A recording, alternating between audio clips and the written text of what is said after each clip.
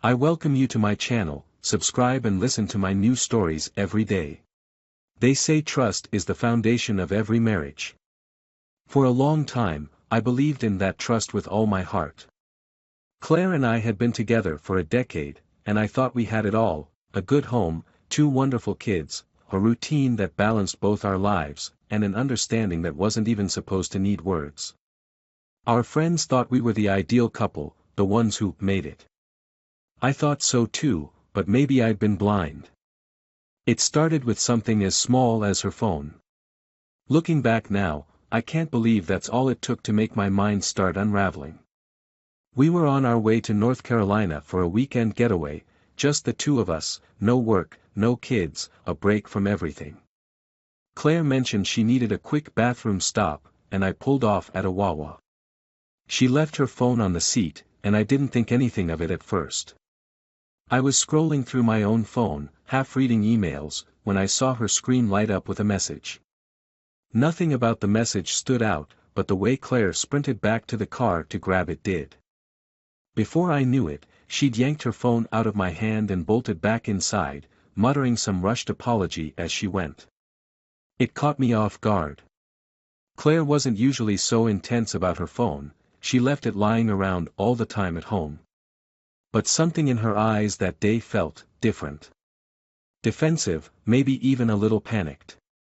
The doubt started as a tiny whisper in the back of my mind, but it was enough to plant a seed I couldn't shake. I stayed quiet, thinking maybe I was overreacting. But I couldn't ignore the fact that I had never seen Claire behave like that. That evening, as we settled into our cabin, I tried to let it go.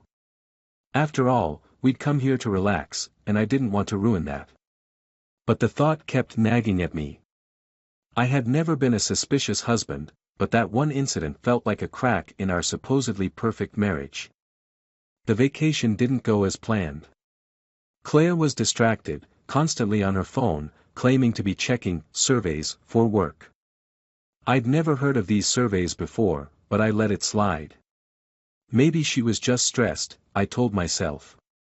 After all, everyone had their moments, right? Yet something felt off. Our nights were filled with stilted conversations, forced smiles, and a silence I couldn't quite place. It was as if she was hiding behind a wall I couldn't see. When we got home, I decided to put it out of my mind. I went back to my routines: work, the kids, the mundane busyness that makes up most people's lives.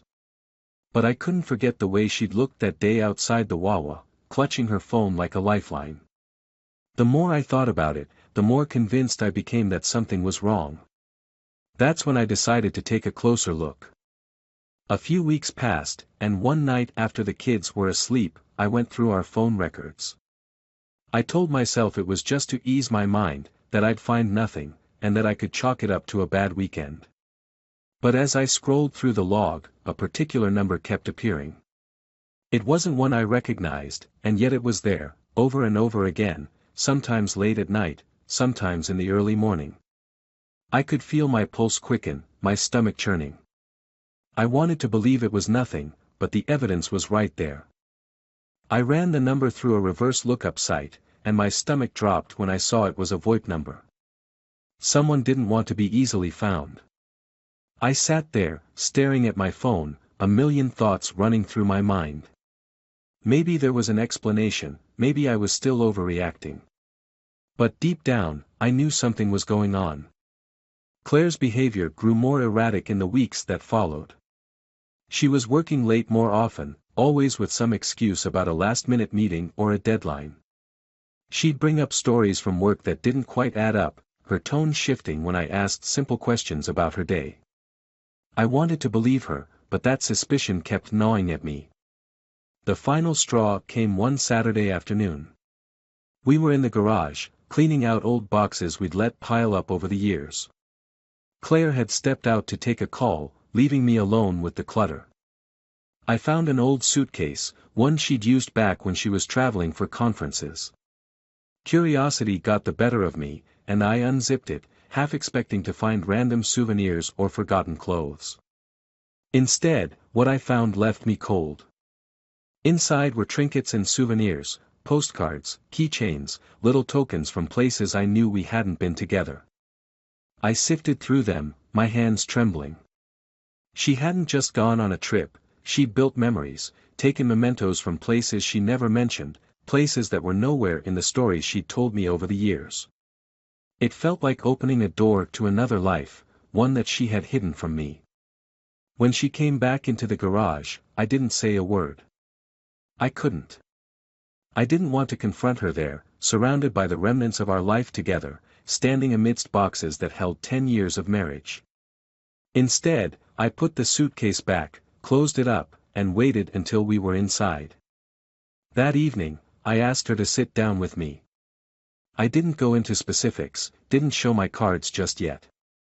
I simply told her I had a feeling something was going on, that she was keeping something from me. She looked at me, her face a careful mask, but I could see the panic flickering in her eyes. I asked her if there was someone else, if the late nights, the secret calls, the disappearing act was for anyone other than work. For a long moment, she didn't answer. Then, finally, she looked at me, and her eyes softened. "You're imagining things," she said, her voice calm, even soothing. She reached out and put her hand on mine. "We've just been busy, both of us. I'm sorry if I've been distracted. It's just work." Her words sounded rehearsed, practiced even, but I wanted to believe them. I wanted to believe that this was all in my head, that I'd blown things out of proportion. I told myself that maybe she was right, that I was just being paranoid. But when she left the room, I was left with nothing but doubt. The next morning, I couldn't shake the feeling that her answer hadn't been the truth. It was too smooth, too dismissive, like a well-crafted excuse. I knew Claire, or at least, I thought I did. But the woman who had just told me everything was fine felt like a stranger. I was no longer certain of anything. Over the following days, I went through the motions, keeping up appearances, acting like everything was normal. But inside, I was a storm of emotions, a mix of anger, betrayal, and helplessness. I didn't know how much longer I could keep it up, didn't know how much longer I could live with the doubts clawing at me. Something had to give. And soon. After that night in the garage, my mind was no longer my own. Every little thing Claire did, every time she left the room or her phone buzzed, felt like a new reminder of the lies she was hiding. And yet, I kept my composure, as hard as it was. I couldn't confront her again without knowing everything, not just my gut feeling in half-seen phone logs. I had to be sure. A few days later, I found myself checking her phone records again. The VoIP number was still there, and now it was as clear as day that this wasn't just a one-off occurrence. She'd been in constant contact with whoever this person was. In between her texts and late-night calls, I began piecing together a timeline of lies, moments where she'd said she was at a work dinner or helping a friend. I couldn't believe how oblivious I'd been to it all. I made up my mind to go deeper. That evening, I waited until she'd gone to bed. Once she was asleep, I picked up her phone. I knew it was wrong, that invading her privacy felt desperate, but the urge to know the truth overpowered any doubts. I unlocked it and scrolled through her recent messages, expecting to see more of the same, maybe innocent texts to friends or work updates. But there was nothing in her messages. It looked spotless. She'd been deleting them. What she hadn't cleared out was her email. I tapped on it, heart pounding as the screen loaded. And there it was, a thread that had been neatly archived but not deleted. As I scrolled, the words were as clear as a confession. Messages exchanged with someone named Nick. At first, they seemed harmless enough. Work talk, checking schedules, some funny memes that weren't much of anything. But as I dug deeper, the tone shifted. There were hints of familiarity that went beyond casual emails. References to shared dinners, late-night meetups. The conversation between them, once I put it all together, was painfully intimate. And then I hit the part that took my breath away, "I'll miss you until next time." She'd written it on a night she'd come home to me, telling me she was exhausted from some work event, barely even looking me in the eye. I closed the phone and put it back where I'd found it, my head spinning with questions, anger, disbelief. This wasn't some random flirtation. Claire was invested in this man. And I had no idea how to confront her about it. The next day, I went about my routine in a daze, forcing myself to keep it together. The kids didn't need to see anything was wrong, and I didn't want to tip my hand too early. I needed time to process everything, to figure out what my next move would be. So I waited, hiding my anger behind small talk and polite smiles, biding my time until I was ready to act. By the end of the week, I couldn't take it anymore. I told her I needed some space and left the house for a drive. The car was quiet, the only sound the hum of the engine and my mind replaying every little moment that had led up to this. I went over the times she'd been absent, the work trips she'd mentioned with vague details, the times I'd brushed off my instincts telling me something was wrong. I should have seen it coming, I thought.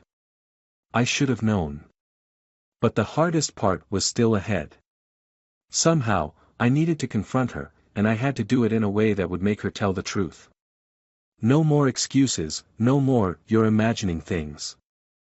I wanted her to own up to what she'd done, to admit what she'd been hiding all this time. I decided then and there to do exactly that, to finally bring this to light. When I got home that evening, I told Claire we needed to talk. She looked at me, eyes wary, maybe sensing that I knew something. I waited until we were both seated in the living room, the kids upstairs in bed. The house was quiet, the only sound the ticking of the clock on the wall. I took a deep breath and began. "Who's Nick?"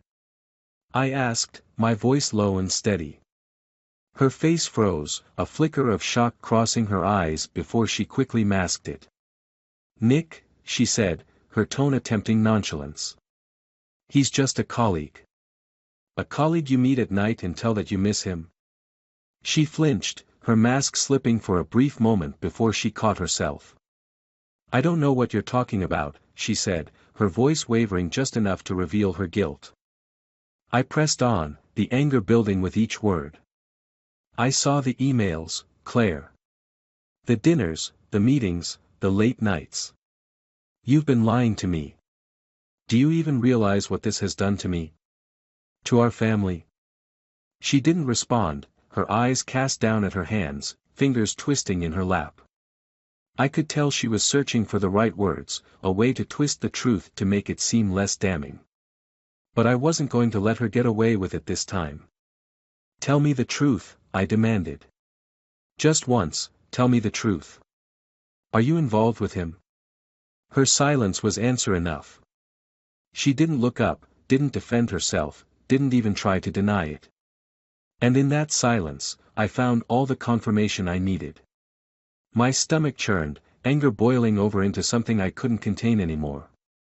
"Do you have any idea what you've done?" I asked, my voice barely above a whisper. "Do you even care?" She finally looked up, tears pooling in her eyes.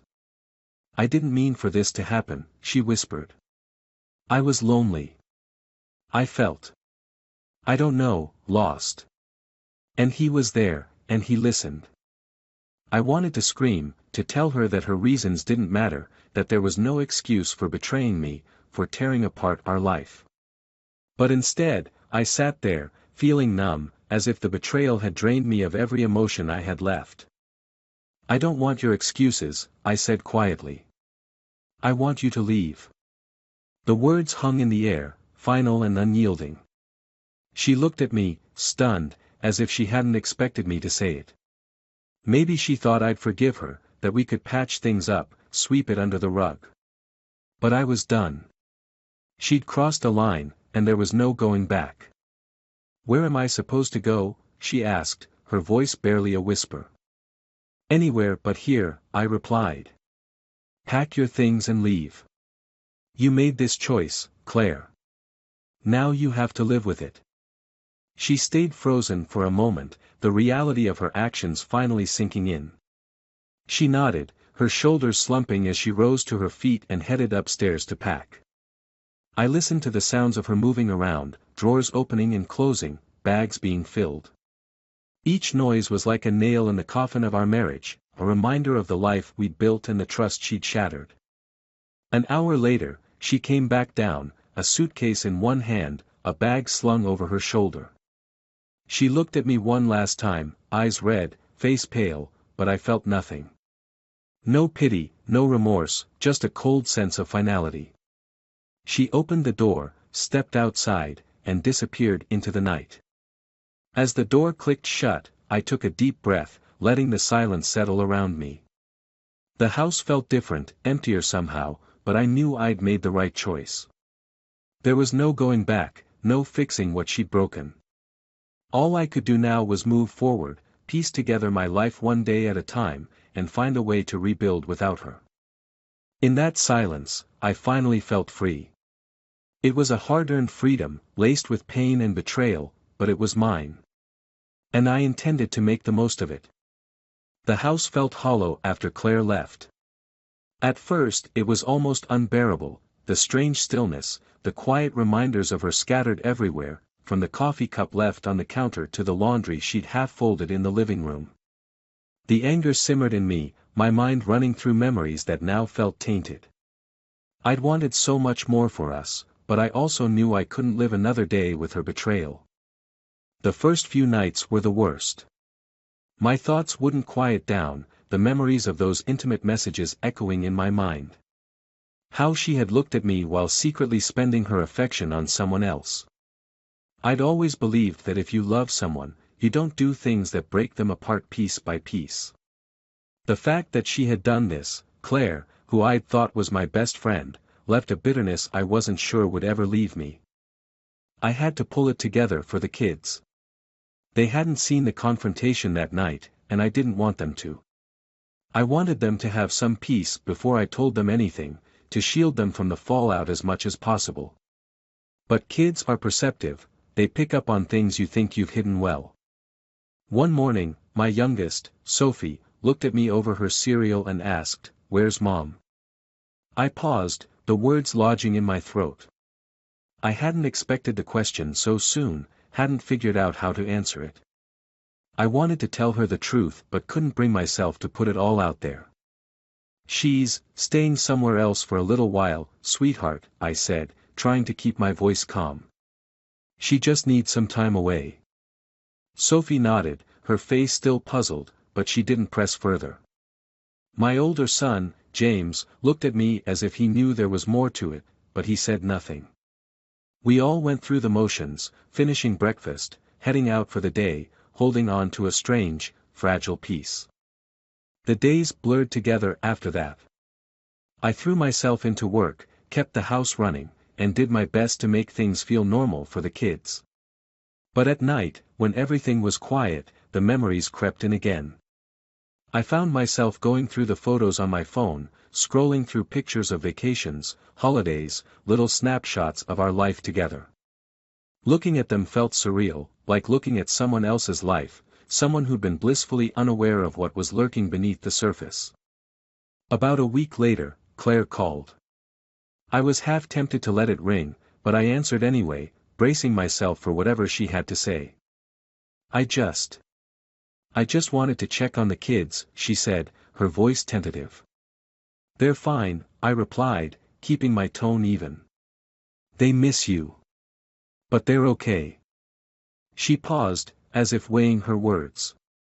"And, what about you? What about me?" I said, letting the words hang. There was nothing to say to her, nothing she could offer that would make this any easier. "I'm fine, Claire. I'm managing." Silence filled the line, and I could feel the unspoken words between us, the apologies she was too afraid to say, the excuses I didn't want to hear. I almost hung up, but then I decided to end the conversation on my terms. "Claire, this is your mess to deal with," I said. "I have the kids to think about, and I can't let you drag us down with your mistakes. If you want to see them, you can. But don't expect anything else from me." She was quiet for a moment, then whispered, "Okay. I understand."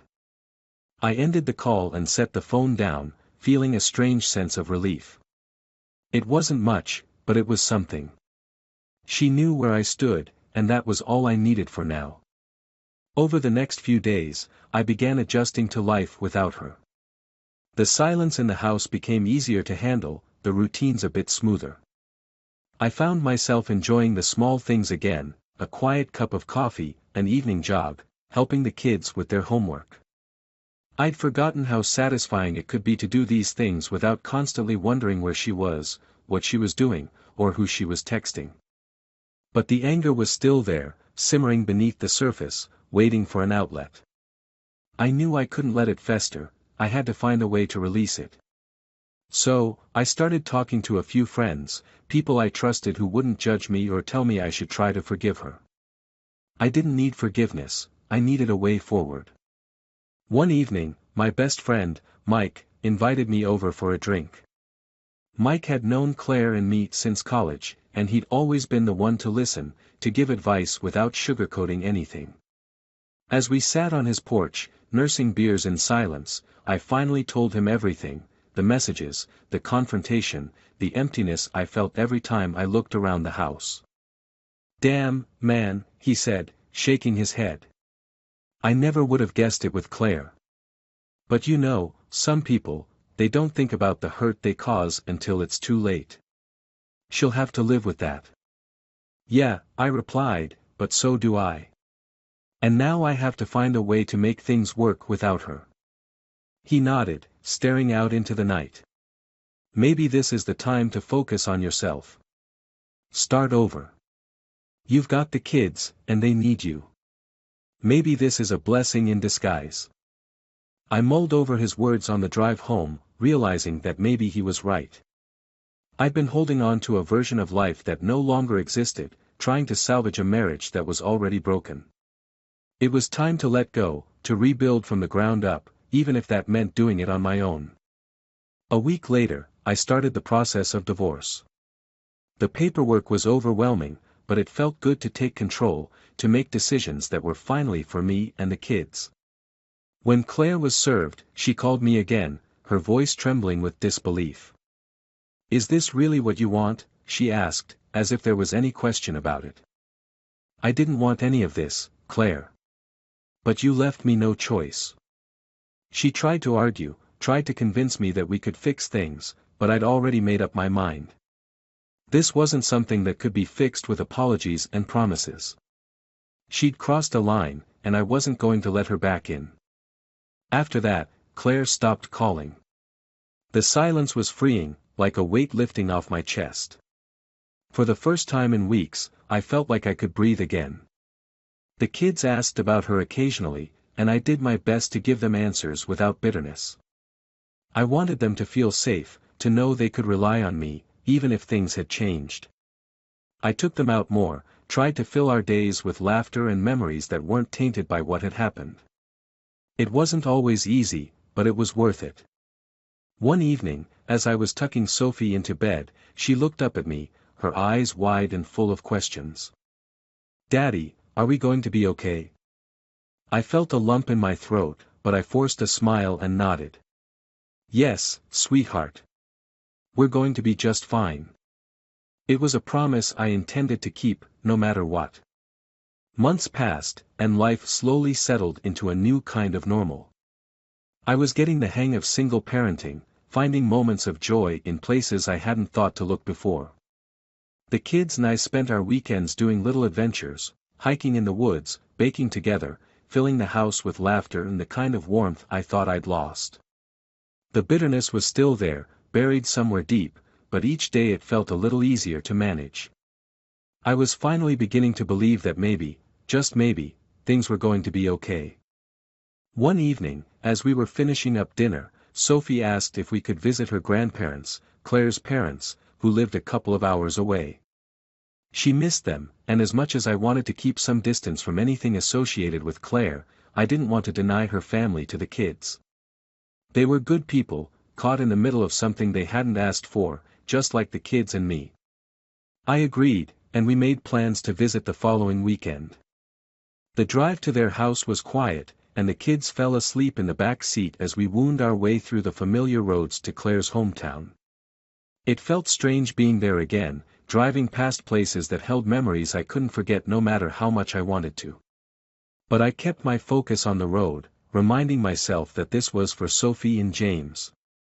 When we arrived, Claire's parents greeted us with open arms, as warm and kind as ever. They didn't bring up Claire or the divorce, and I was grateful. Instead, we spent the day in simple, comforting moments, playing board games, having lunch out on their back porch, talking about everything and nothing. The kids seemed happier than they had in a long time, and seeing that made the trip worth it. That evening, after dinner, I sat alone on the porch, taking in the stillness of the countryside. It was a moment of calm I hadn't felt in months, a rare chance to breathe. But just as I was beginning to relax, I heard the crunch of tires on gravel. I looked up, and my heart sank. Claire's car was pulling into the driveway. I hadn't prepared for this. I had no idea she would be here, and I wasn't sure I was ready to face her yet. But it was too late to avoid it now. She parked and stepped out, hesitating when she saw me, as if she, too, was caught off guard. She looked thinner, her face lined with exhaustion. The kids, hearing her car, ran out and hugged her. I watched from a distance, the emotions tangled inside me too complicated to sort out. Once the kids had gone back inside, Claire approached me, her steps slow and hesitant. She looked like she wanted to say something, but words seemed to escape her. Finally, she managed a quiet, "Hi." I nodded, not trusting myself to say much. The silence stretched between us, filled with everything we hadn't said, the broken pieces of a life we once shared. "I didn't know you'd be here," I finally said, my voice tight. "I didn't either," she replied. I wanted to see the kids. I missed them.